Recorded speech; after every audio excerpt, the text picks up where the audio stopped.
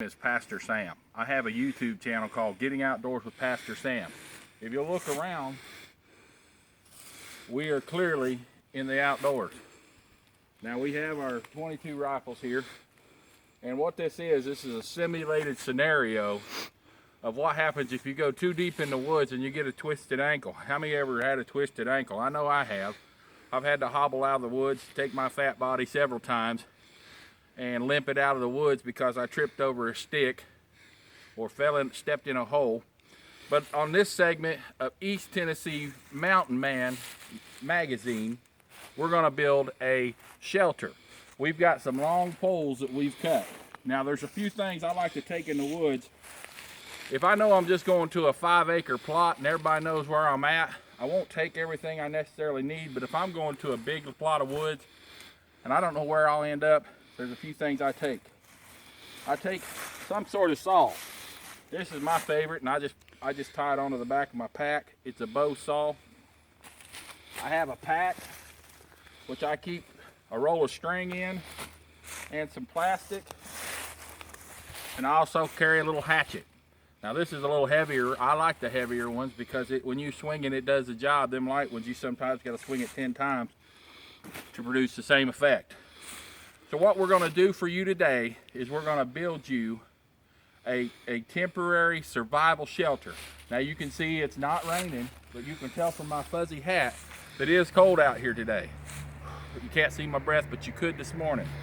So we're going to put the guns aside and leave them there for just a minute. And we've already cut for you 3 poles. Now we're going to walk down here and we're going to lash 2 of these poles together. I have them at that end kind of close together. I want to come down about 18 inches to 3 feet, depends, and I'm going to use that tree right there to lean these poles up against for my shelter. All right? So, and you can use any tree like that. So depending on the size of the tree, is depending on how much of the stick is left out from where you lash it. Now lashing is a fancy word for just tying pieces of wood together. We always start with what we call a clove hitch. Now, I also didn't mention something you should always have in the woods, and it goes without saying for any situation. You should always have a good sharp knife. So there I've taken my knife and I've cut me off just a few feet of this nice cord. And you can pick this cord up just about anywhere. It's masonry cord. It's about $4 for several hundred feet. I've got me just about an arm's length here. So what I'm going to do, my buddy Chris is with me. What I'm going to do, he's filming, is I'm going to lay this across the top piece. Okay? This is how you do a clove hitch. And you bring it under, you reach underneath and you bring it, and then you cross it. Okay? And then you reach back under, and then you simply slip it under where it crossed. And it should have a nice end shape to it. Can you focus on that? Bring that a little closer. Already did. All right. So that's, and you just simply walk that together now that you got that nice end. And then you want to wrap that 3 times. Remember that tail you got there? Get that out of the way. Don't wrap that up. We want to wrap that 3 times. All right, we got the tail out of the way. Then we want to take our second stick and we want to wrap it with the first one 3 times.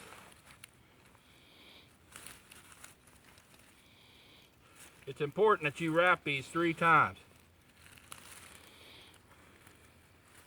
And a lot of people like to use binding twine, which you can pick up at your hardware store.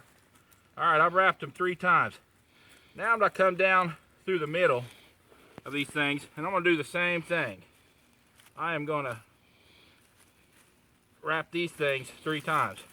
But anytime when you're just wrapping over rope, it's called a frap, and it's not called a wrap any longer. Don't ask me the technical stuff, but that's what it's called. So you want to wrap 3 times around your stick, and then frap 3 times. Pull them tight each time.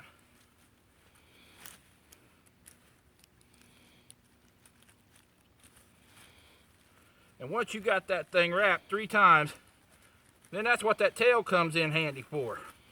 You can simply just tie you off a nice square knot, or if you want to save it, you can just do it like you're tying your shoes.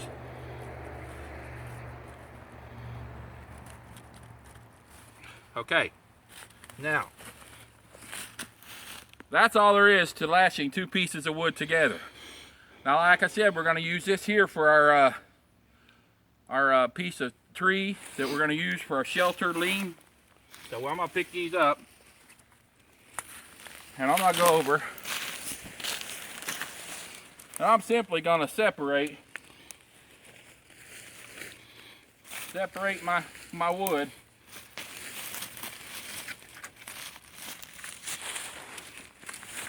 And make sure that's going to be good for me. As you can see, I'm going to be able to fit myself in here pretty nice. Okay? So, I'm going to lower it down just a little because I still got some work to do.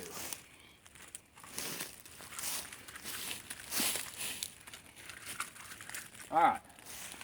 Now, I want to take my center one. This is the sturdiest one, and I'm just going to simply lay that right in the middle. Okay? Now it's going to be longer on this end. Don't worry about it. We're going to go and we're going to lash this.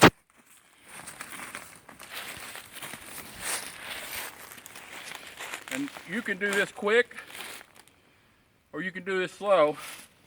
I prefer to do it the right way and lash it all together.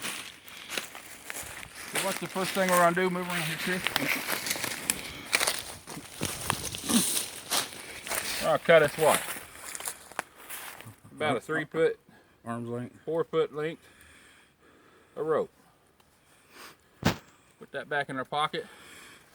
I know this is going to be a little bit of a long video, but I want you guys to see it and get it right.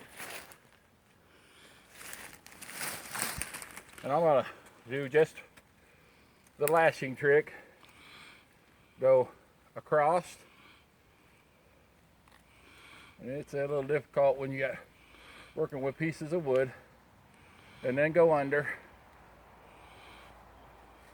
creating a tail. Good. It's all right that moves. That even helps me out a little bit. And then I'm going to simply go 3 times. I'll go around that thing.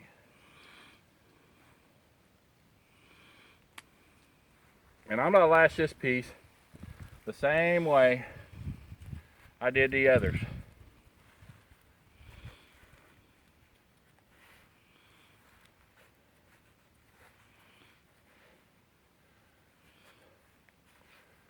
That's twice.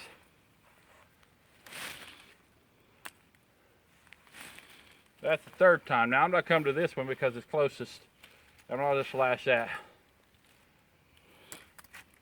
Might have to go twice because I didn't get enough cord. So on this one, I needed 4. So I'm going to just take that knot, make that knot.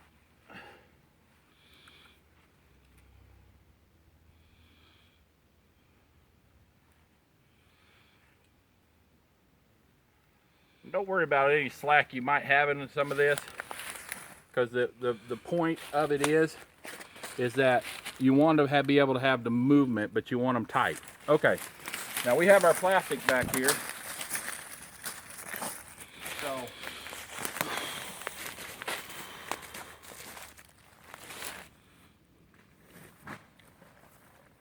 it's better to have too much plastic than not enough, right? So I don't know how much I got. I just got some stuffed in my pack. I'd say it's more than enough.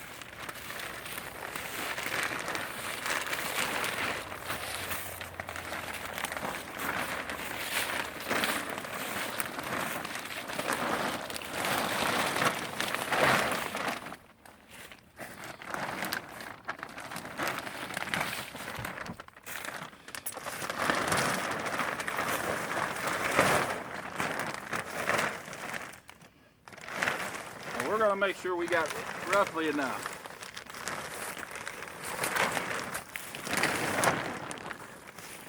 Now we're gonna get this thing the way I like to do it.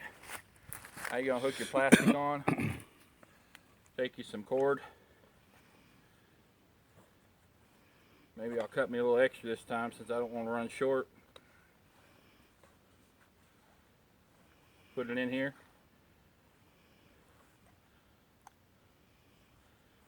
I want to get a bite on this plastic. Okay. Double it over. Get a good bite on it. Now, that's what I call a bite. Now what I'm going to do is I'm just going to make a loop, drape it over my finger, go around underneath, come back through, and get my finger out of there. Hold on to the tail, and that creates a figure 8. Then get my bite, double over, and I'm going to just take that bite with the loop there, that figure 8.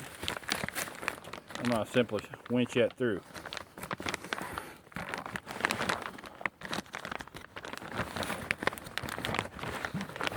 Tighten that dude down. And I'm going to come up here and I'm going to start wrap it over that short piece there. And I'm going to tie it off to one of my strings here that I got hanging. You can't see that from this side, but I got this string hanging right here. I'm just tie that off. I'm going to put a shoestring tie in case I don't like the way it does. All right, and that's, look, that's not going anywhere. All right. Now, I'm going to have to spread out my tongs, my staves, whatever you want to call them, your poles.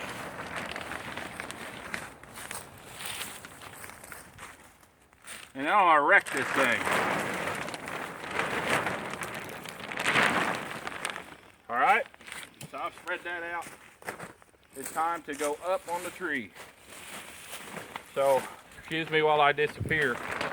Ain't nothing like a mountain man disappearing. So I'm gonna get right under here.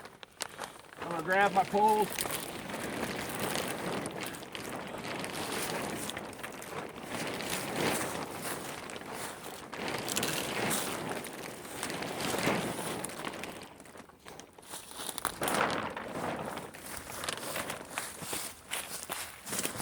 I'll move my side pole out.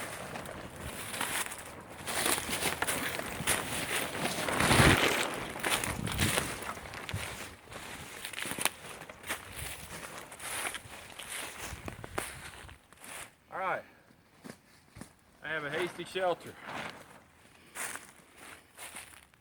If my pole is too long in the center, I can cut that dude down. I want to take my pole here,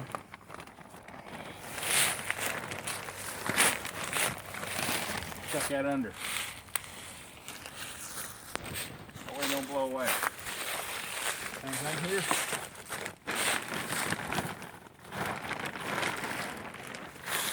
Tuck it under. Now, this is too long. So anytime you're making a shelter like this, you're going to have to make some micro adjustments. So what we're going to do is we're just going to cut that down. Before we cut that down though, we're going to go take a look inside. See how much room we got.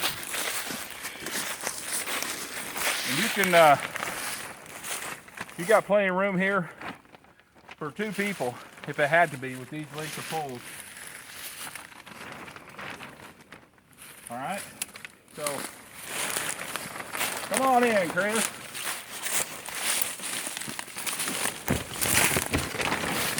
I'm gonna kind of wrap these up here for daytime use.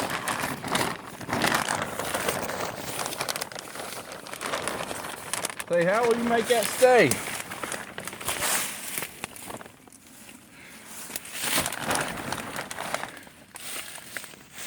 And there you have a shelter. You just simply take some logs and put on the edges, cut that stick there out of the way. If you wanted, you could build a fire right here, put some rocks and stuff behind it as a reflector, and reflect the heat right in there to yourself. Okay, we're gonna pause the video and we're gonna try to stand this up even a little bit more.